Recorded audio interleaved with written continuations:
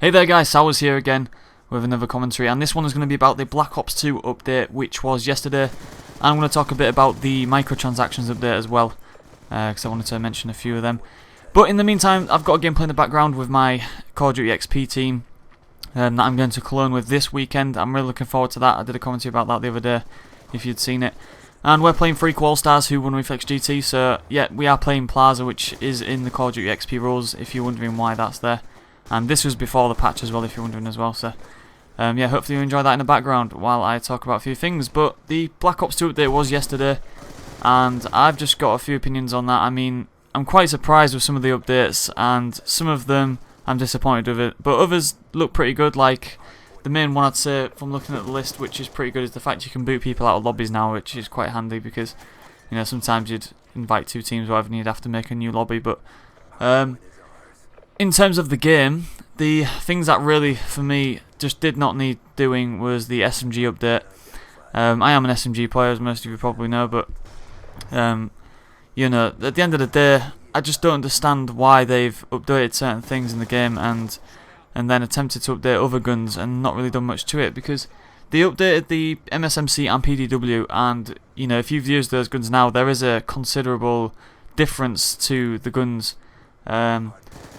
It's even making some people switch guns to, like, you know, some people switch from the MS to the PDW, and some people are using Scorpions and stuff, but I think that's just a phase people are going through. Like, the initial reaction is, oh wow, they've nerfed these guns, so they're a lot worse, but from scrimming the other night, they don't actually feel much worse. They are not as effective, you know, at close range SMGs now.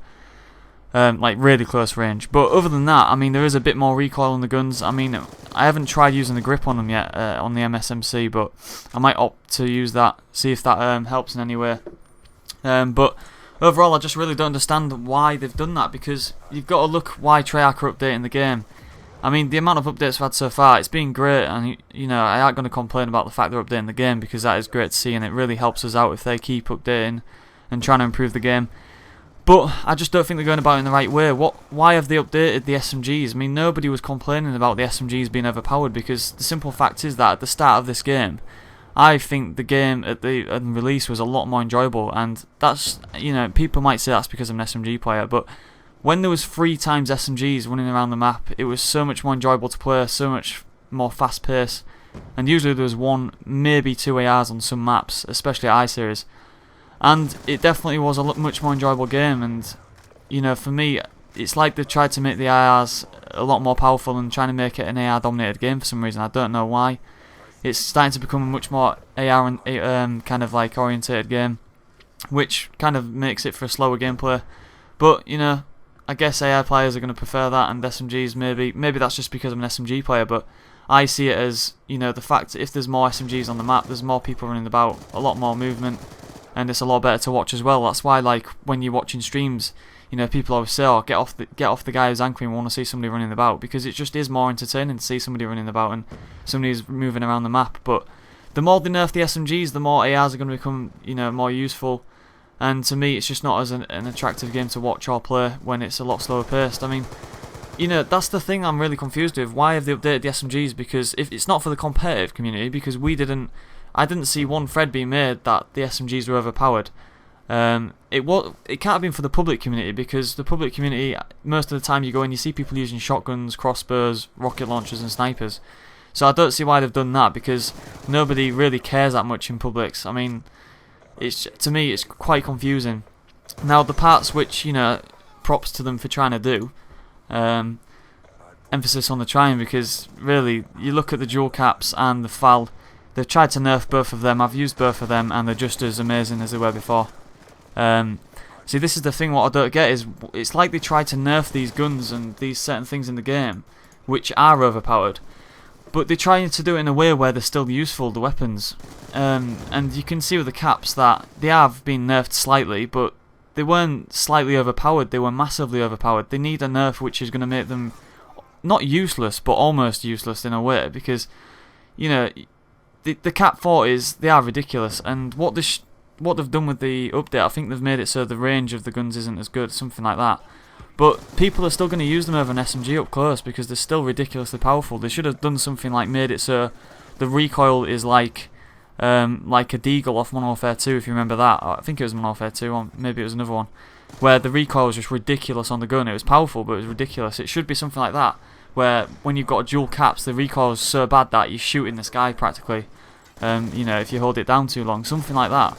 It's like they're not making a good enough patch, because they've had to do about 3 patches on the FAL now. It's still a powerful weapon, still probably going to be one of the best ARs, even with select fire. They say they've reduced the damage, but it doesn't feel much worse to me. Maybe a tiny bit less on the range, but they need to start doing patches which are actually going to affect the game. The only patches they've done on the guns that have affected the game dramatically are the SMGs, and the patching the things that didn't need patching properly. They should be doing patches like they have on the SMGs on the overpowered weapons. So that really confuses me. I don't know why they've decided to do the SMGs, and then with the overpowered weapons they've barely done anything to them. So as much as it is great to see they are trying to really improve the game for everybody, I'm assuming it's for the competitive community. I'm going to assume that, because the public players, they don't really care too much. They care more about the airstrikes and the rocket launchers. So I'm going to assume that it is for the competitive community, and if it is, they need to, I think, take more insight into what players are saying. And I know Hastra did a lot of work with them, and he did do a lot of work. I don't know if he still does work with them now. From what I heard, he doesn't, and I think they need to get somebody like him back. They need to start using people like him who have a good insight on the game, other players in America, because that's where Treyarch are based. But they need to start speaking to the community more, to start speaking to the players, because these patches at the moment, to me, they are confused. They are quite confusing. I don't see why they've done certain things and nerfed the SMGs as much as they have. In saying that, I don't think it's going to change the balance of the game too much in terms of people using the MSMC or the PDW. I just think it's going to mean that people have to use different attachments, like maybe a laser sight sometimes on maps like Hijacked, and maybe use a grip. I'm going to try both of them out. I haven't tried them yet, but yeah, I mean, that's just my thoughts on that. Slightly confused, but at the same time, it's good to see that they are doing updates, because it's way more than we've ever seen in Call of Duty. And hopefully they keep it up, and hopefully in the future they can kind of go in the right direction with it. But I guess we'll see on that. But I just wanted to cover a bit on the microtransactions as well, because I did tweet this morning about the microtransactions, and they did add a few features like new camos that you can buy, and custom classes as well. They created it so that you have 10 slots of 5 classes, so you can have 5 classes for hardpoint, 5 classes for S&D, things like that, and you've got 10 different slots for them. And then before you go in a game, you select which set of 5 you want, which is really handy. I was really excited when I saw it, and I was thinking, this is going to be really helpful, because you can have different S&D classes, things like that. Whereas at the moment, I only have one S&D class, 1 CTF class, and 3 hardpoint classes. So it was definitely going to be a massive bonus for everybody. But then I checked if they worked in LAN lobbies, and they don't work in LAN lobbies. So I kind of made a point about this on Twitter that really, I mean, yeah, it's helpful to have it online, but when you go to LAN, when you're playing online, you want to be practicing for LAN events. So if you've got all these classes online that you're going to be able to use in different situations, so say you might have an SMG class which you use to break it, like this middle hill where I am now on Plaza. Say you want EMPs, so you can throw loads of EMPs in. So I might have a special class for that kind of moment, which I can use online. But at LAN, I'm going to have 5 classes, so I'm not going to be able to have that class at LAN. So when it comes to LAN and I'm trying to break this hill, my strategy won't work, because I'm not going to have the class that I usually use. So to me, having these online classes, they mean nothing. So until they actually make it so that they work on LAN, I'm personally not going to be using the feature, because I want to be practicing with the classes I will be using at LAN.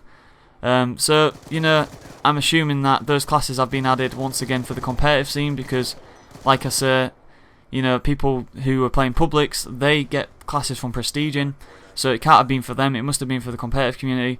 And if it's for the competitive community, it has to work on LAN. It's that simple. And to me, I don't see really what excuse they can have for that kind of mistake, or if it was a mistake, did they even cross their minds? I don't know, but they need to start speaking to the competitive scene a bit more. Like I said, I don't know if they still work with any of the competitive players or not, but if they don't, then they need to start doing it, in my opinion. But that's up to them. It's their game and it's their updates. But it just confuses me once again why they've done that. It seems to me like they're a bit ill-advised on certain things like that. But it is good to see that they're working on things. I think it's slightly disappointing that they are charging people for it, and also that if you have a season pass, that you don't get a reduction or anything like that, like 50% off. You know, I was expecting something like that, but that's how it is. But yeah, I mean, overall, I covered quite a bit there, but that's just my thoughts on it, guys. Hopefully you enjoyed the please drop a like on the video, that really helps us out, and subscribe already if you want to see more gameplays and commentaries. Thanks for watching, guys. I will not be streaming until after the event this weekend in Cologne for the Call of Duty XP qualifiers, so yeah, hopefully I can pull a good result out there. We'll see how it goes, and I will see you in the next commentary, guys. Take it easy, and thanks a lot for watching.